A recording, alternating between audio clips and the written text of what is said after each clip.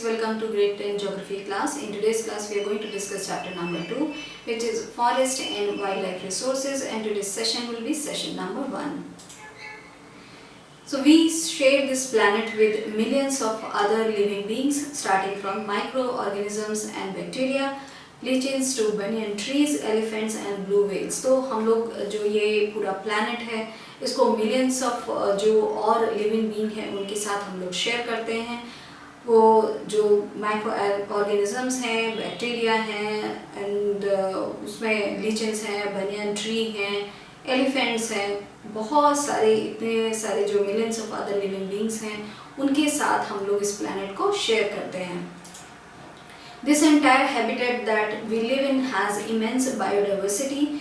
We humans, along with all living organisms, form a complex web of ecological system in which we are only a part and very much dependent on this system for our own existence. तो जो ये पूरा entire habitat है उसमें हम लोग जो जिस तरीके से रहते हैं उसमें वहाँ बहुत ज़्यादा ही biodiversity है यहाँ पे.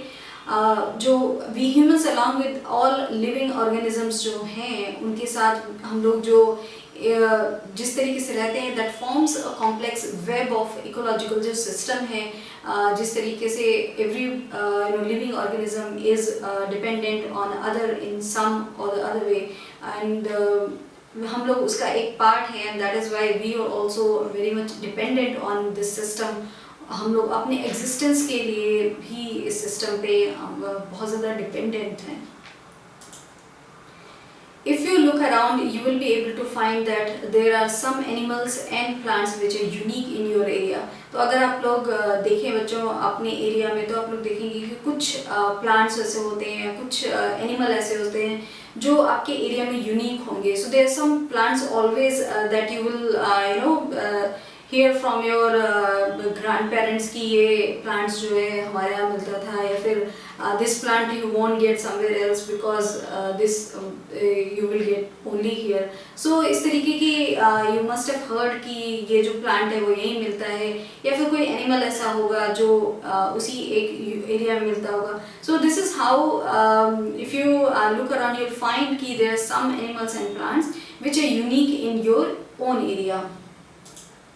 In fact, India is one of the world's richest countries in terms of its vast area of biological diversity and has nearly 8% of the total number of species in the world. So in fact, India जो है वो one of the richest countries है in terms of अगर हम लोग देखें जो biological जो diversity है, अगर हम लोग उसके in terms of that if we see then India में बहुत ज़्यादा हम लोग biodiversity देखी जाती है, and we are world's richest countries हैं.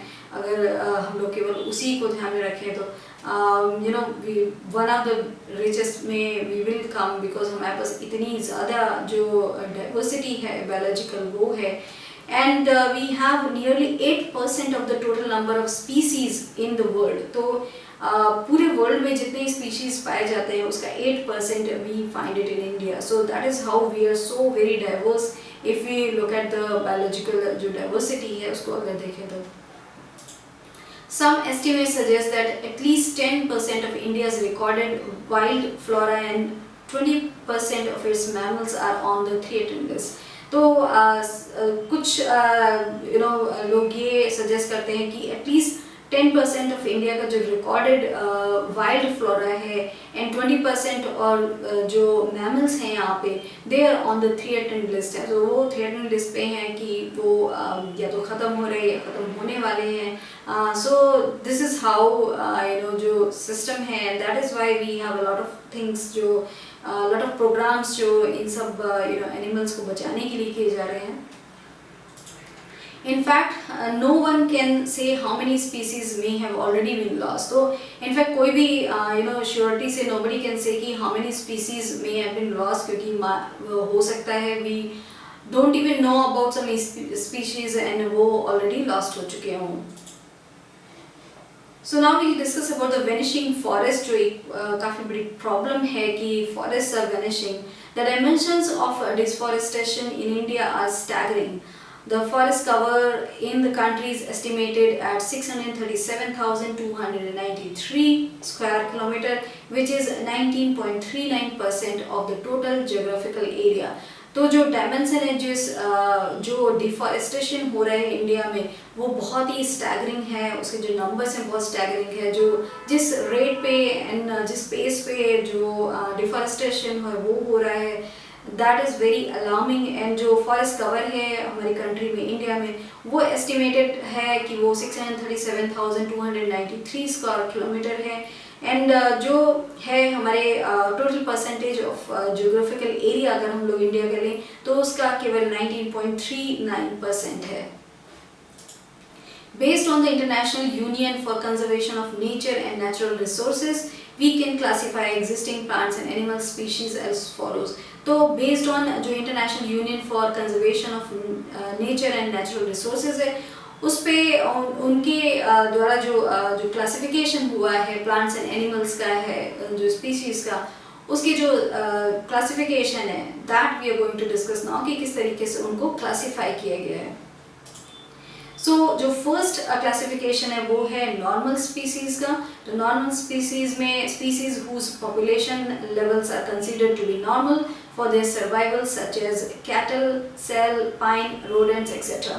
तो जो नॉर्मल स्पीसीज़ है उसमें वो स्पीसीज़ आते हैं कि जिनकी जो पॉपुलेशन है that is considered to be normal, मतलब उनकी जो पॉपुलेशन है वो नॉर्मल है, दे आर नॉट थ्रेटन्ड, वो ख़त्म होने वाले नहीं हैं। सो जो उनकी पॉपुलेशन है that is good enough population. और उनमें आते हैं वो जो फॉर एग्जांपल जो कैटल हैं, पाइन हैं, रोडेंट्स हैं, वो लोग जो हैं वो नॉर्मल स्पीसीज़ की लिस्ट में आते हैं।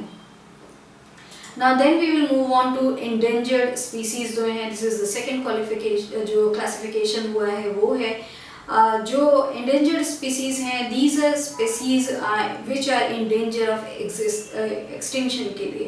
तो जो species जो endangered हैं कि उनका extinction हो सकता है उनको बोलते हैं endangered species। The survival of such species is difficult if the negative factors that have led to a decline in their population continue to operate। तो इन जो स्पीसीज़ का जो ऑलरेडी एंडेंजर्ड लिस्ट में है, they are classified as endangered, तो उनका survival मुश्किल है बिकॉज जो नेगेटिव फैक्टर हैं जिन्होंने उनका जो डिक्लाइन है जिसकी वजह से हुआ है, if those factors continue to operate then वो स्पीसीज़ जो हैं वो एंडेंजर्ड हो जाएंगे। एंड एंडेंजर्ड स्पीसीज़ में जो आते हैं वो हैं ब्लैक बक है, क्रोकोडाइल है, इंडियन वाइल्ड एस है।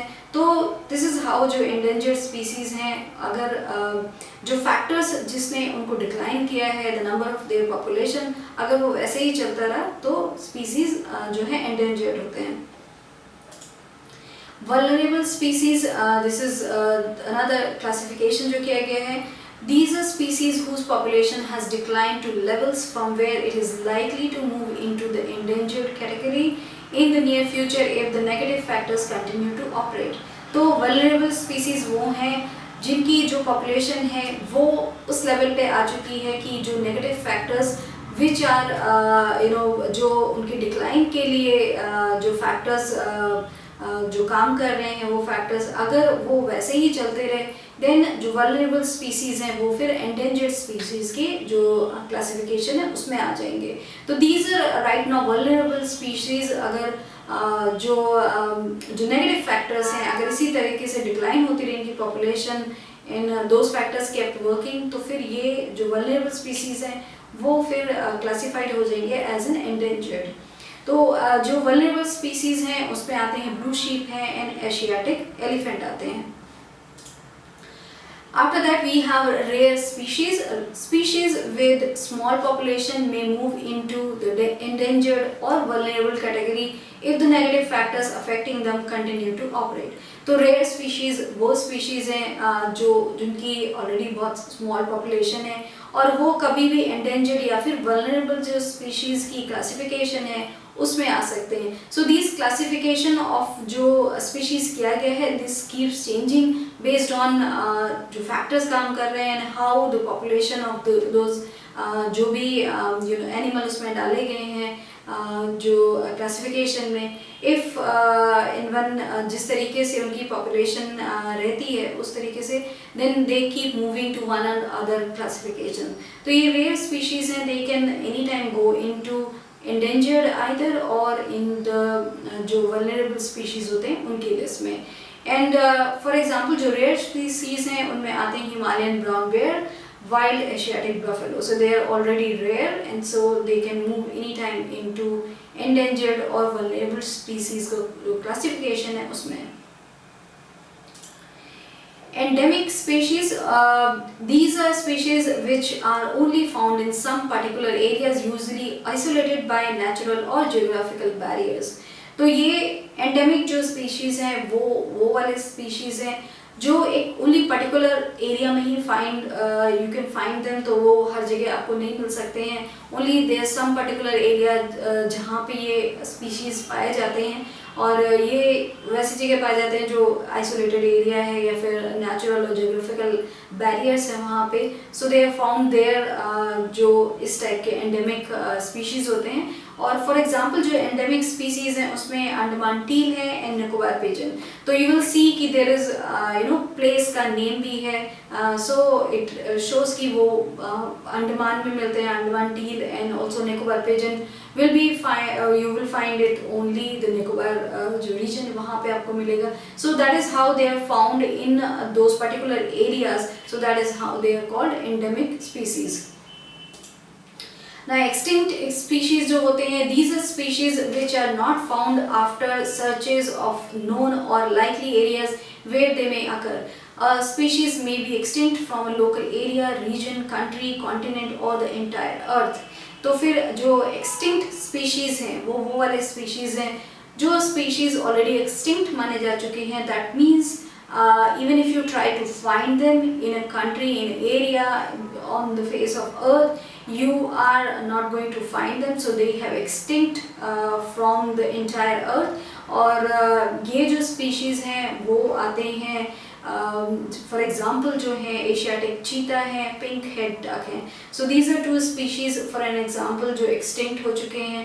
सो दैट इज़ वाई जो क्लासिफिकेशन है that keeps moving, that keeps changing and everything has been done, everything जो है इन लोगों के लिए जो क्लासिफिकेशन इफ देर एंडेंजर्ड, तो बहुत सारे प्रोग्राम्स चलाए जाते हैं so that this species don't become extinct. So this was the classification of all the species that are found, जो different classification जिस तरीके से किया गया है उनका, that we have discussed in this session. So this is all for this session. Thank you.